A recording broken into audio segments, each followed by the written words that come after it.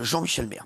Oui, un coup de cœur pour une jeune infirmière française qui était une des premières à tomber malade du fait du vaccin. C'était vaccinée 3 minutes après. Elle avait ressenti des symptômes dus au vaccin Pfizer.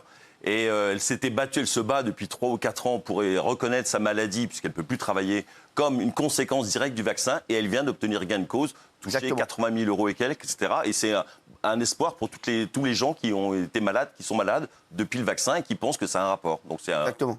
Gilles, c'est fou ça. C'est la première fois. C'est un gros truc ça. Ouais. C'est incroyable, effectivement. Je souscris totalement. C'est la première fois que la responsabilité du vaccin contre le Covid est reconnue dans une maladie rare par un tribunal administratif.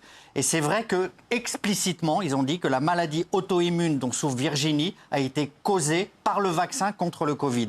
Elle a mené une longue bagarre judiciaire. Alors elle estime que les indemnités, les dizaines de milliers d'euros, entre 60 et 80 000 effectivement qu'elle touche, ne sont pas suffisantes et elle va peut-être aller plus loin. Mais c'est une décision très très importante qui pourrait en préfigurer d'autres parce qu'il y a d'autres affaires qui sont en cours pour le même sujet.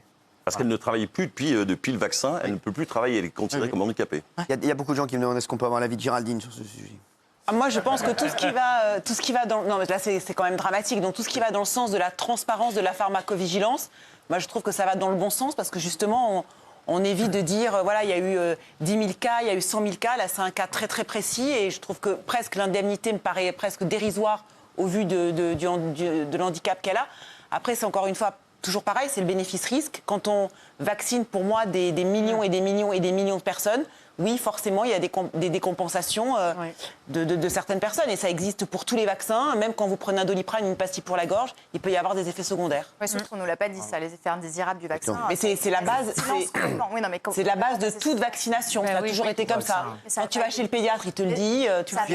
Son courage, c'est d'être allé au bout. Parce que quand vous avez une maladie comme ça, vous passez devant des experts et à chaque fois, ils minimisent. Et figurez-vous que l'Office national d'indemnisation lui a proposé en 2021 1 324,80 € d'indemnisation. 1 324,80 €, ce qui est scandaleux. Et elle a eu le courage d'aller au bout. Elle a plusieurs dizaines de milliers d'euros. Alors, ça ne soigne pas, mais c'est très important d'être dédommagé parce que ça reconnaît le préjudice.